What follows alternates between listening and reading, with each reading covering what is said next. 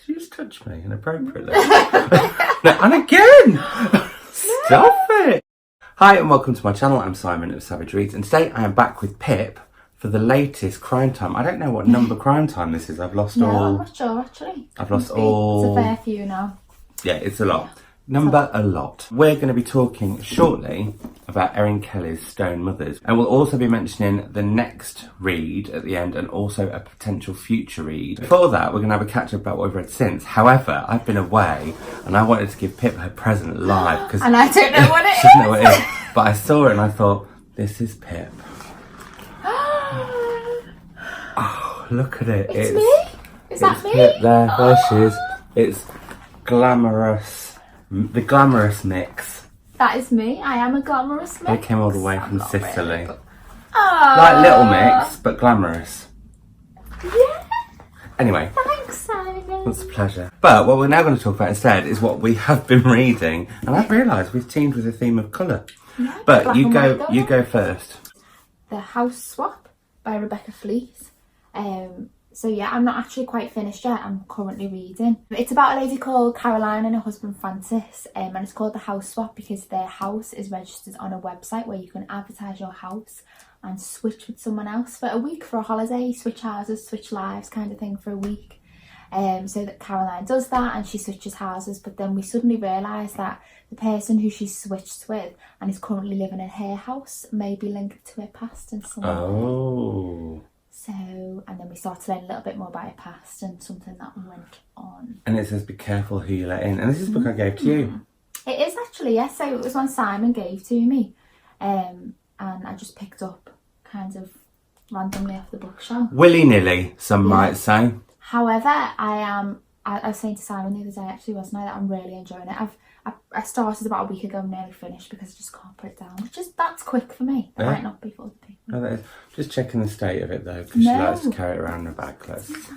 All right. But so far, obviously I'm not at the end yet. I am looking forward to the end, but so far I would really recommend it. I like her writing style as well. You can tell us more about it in the next one when you finished it and let us know whether it was as good as you hoped it would be. Yes, and also it's actually good because we've got a little quote from Erin Kelly on it. Which is apt. Yes, very apt, but it's actually her first thriller as well. Oh really? Yeah, but yeah. So on the black and white theme, and I've mentioned this on the channel a little bit, but I don't think I've talked about it with Pip. This is kind of a crime-ish link because it's really made me rethink my thoughts on crime fiction. Oh. And it is The Five by Hallie Rubenhold, who I actually met. We were at an event and she came in and she went, "You're Simon Savage, aren't you?" I said, "Yes." And she said, "I'm Hallie Rubenhold."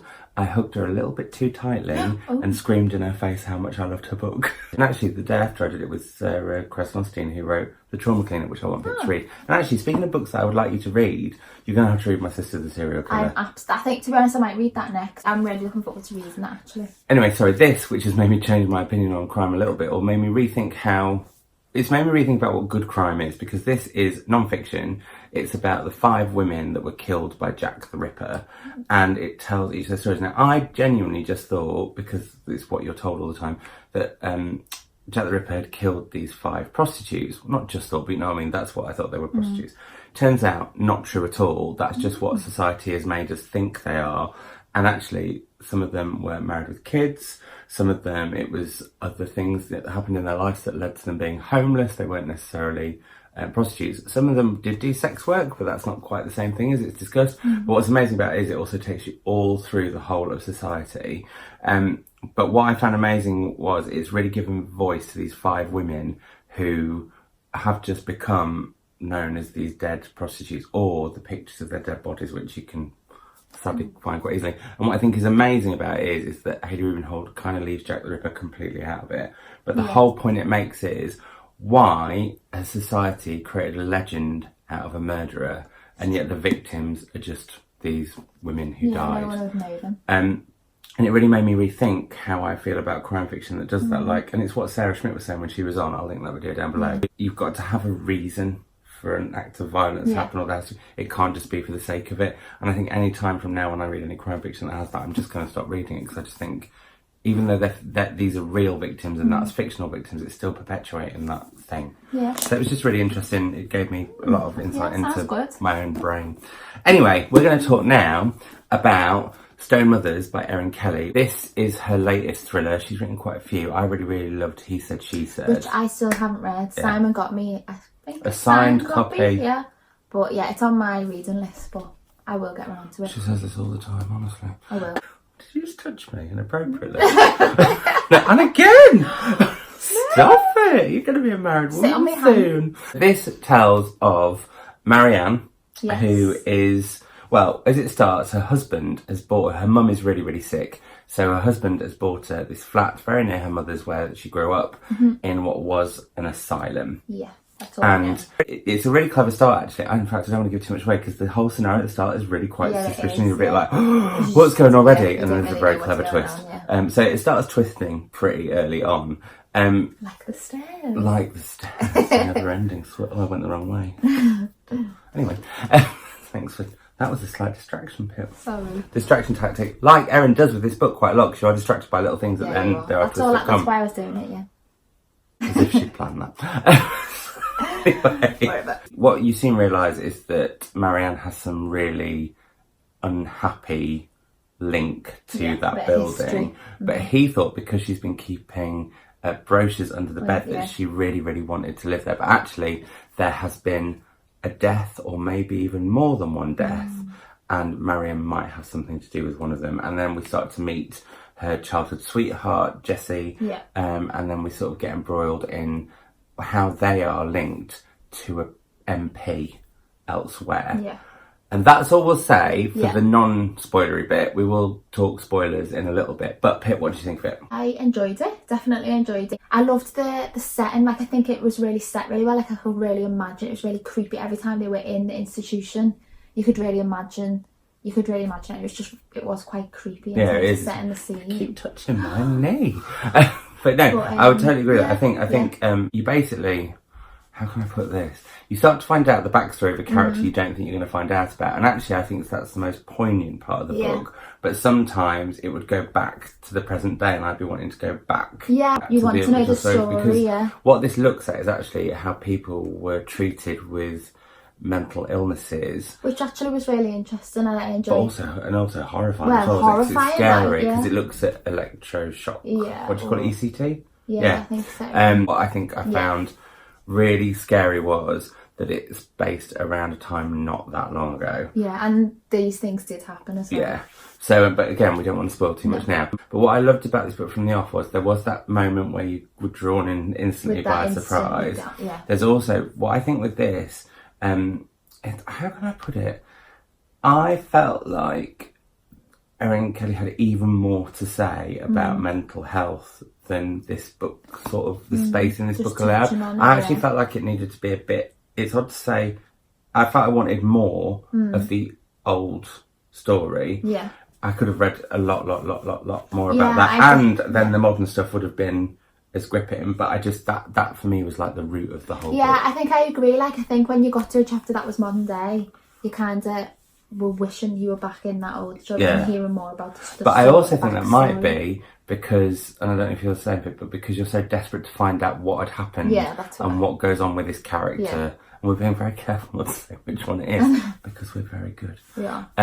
But you keep desperately wanting to find out, and I think that's the other thing, and I think that's really hard with a lot of thrillers, and I think Erin does it really well with this, but I think it is quite hard, or one of the difficulties with thrillers is if you get multiple narratives and multiple time periods, when there's so much action going in one particular one and the other is still the slow reveal, sometimes the balance can just be a little bit every so often. Yeah, definitely. That's how I put it. What did you think about what she was trying to say about mental health?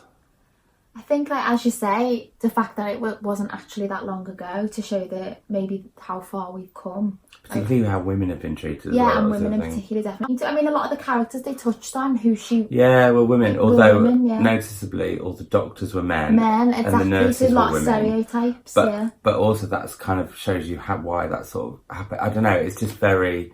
And I think what I also love about it is there's a really big gothic sense to this book. So the other bits that I really revelled in are... I kind of... There's what I like about what Erin does is she brings in domestic dramas as well and sort of everyday drama amongst these huge big pieces of drama. But anything where I've got a gothic strand in a book, that's always going to be the strand that I'm drawn to all the more. It was also nice that they had the link obviously to a mental health issue in the present day stories are with her daughter Honor. Yeah. And so the link between the two there, and which was obviously something we can relate to more probably nowadays. So obviously what But also went on in the it's asylum. very clever because it's almost like you're reading foreshadowing, but in hindsight. Yeah, If that makes sense. And I thought that was brilliant as well. Yeah. And I hadn't even thought to mention that. Thank you, Pip.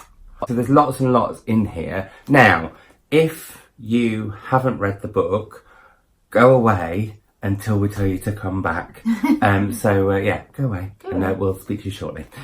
So, Pip, let's talk about the twist. The twist I found, I got slightly confused at one point because it's very twisty. It does. I was just going to say there's a couple really. Yeah. Isn't there? Yeah. And I think what Erin does brilliantly is that she keeps you on your toes throughout the whole book. You're not quite sure. Yeah, you're not really sure where it's going. No. Like what the end result's going to be. And I also thought when it got to the end, it was like it got proper twisty. Yeah, it did. Did you read? So obviously now we're into spoilers. Did you read it originally? Obviously, I'm talking more to do with Marianne being in the accident. Yeah. That last chapter, I don't know if you meant to or whether this was just me, but I read it as I thought she died. Well, I think you're meant to say what we should say. So basically, you start to find out, as you'll know, it's like we're explaining it, but you guys will know. Yeah. If you read it, the reason that they have this link with Helen is because Helen's trying to cover up the fact that she was put in this asylum for a completely outrageous reason, in the fact that she basically got pregnant out of wedlock. That was where I thought Erin's writing was particularly powerful, was in this woman's story and this plight of how it must have been to go through that, and then to be put in an asylum by your parents and basically told because you're denying that you've done anything wrong, because she, rightly the character Helen, doesn't feel like she has done anything wrong, you therefore have to have and that I found on her friend who kills herself. I found it genuinely really heartbreaking. I think that's why it sounds like I'm being critical saying that the modern stuff felt a bit slower sometimes, but it's because I thought Erin's writing was so powerful in that particular story. I actually kind of thought that could have been a novel on its own. Yeah, definitely, rather than needing to... Yeah, but then if you'd done that then, I'm guessing that we couldn't have had, like you said, the sort of story about how, because basically, as you'll know, having read the whole book, that Honor is clearly has got some mental health problems and has tried to kill herself. What twist did you not see coming? Because when it got to that, was it that bit that ended up where you thought where you thought Marianne might be dead? I agree with you. I thought Marianne definitely. was dead. Obviously, you know that she's, I mean, you get the gist of it when she's going and the trains come in and the barriers come down and whatnot, but I think just that first scene where Honor's there and her dad walks in and she's in the hospital. She's in the hospital, isn't she? Yeah. When the scene before Marianne comes back in, I just was like, oh no. And then when it was said that she obviously came in, it's just a massive shock. I'm presuming maybe that was what she intended. Well, I also love the fact that I think she really plays with the character of Helen. Yeah. Because you think Helen's just this stuck-up posh cow. Yeah. Then you start to think that, oh God, you feel really sorry for her because of the story that she's been through. Yeah. Then you still don't quite trust her. Yeah.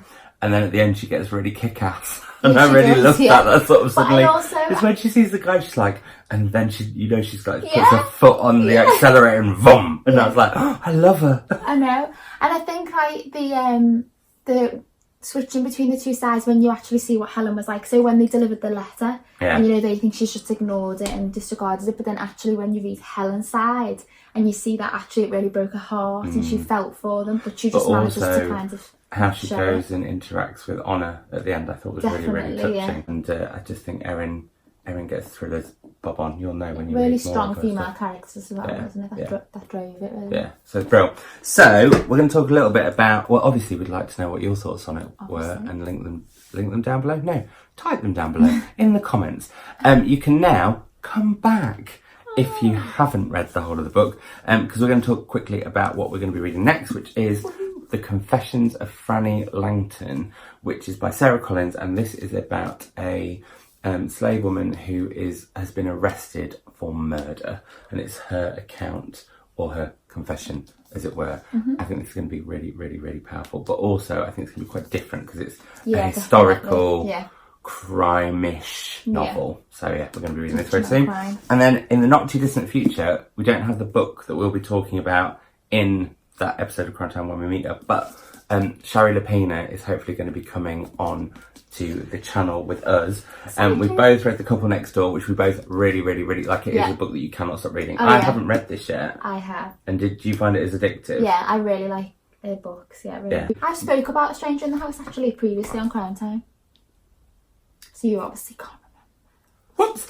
Anyway, so yeah, but we'll be hopefully having Shari Lapina on, but we'll be definitely reading whatever her next novel is. I can't remember if it's her third or fourth. That's bad research from me. That's all from us. We'll be back in the not too distant future. In fact, actually, there's a video that me and Pip recorded that I haven't put live, Yeah, we just which I'll discussed put live at some point, which is where we talk about friendship. Yeah. But we will be back with another Crime Time video very, very soon. Oh no, we're not very soon. In a couple of months. Follow our Twitter and you'll find out. I'll speak to you all soon. Bye. Bye.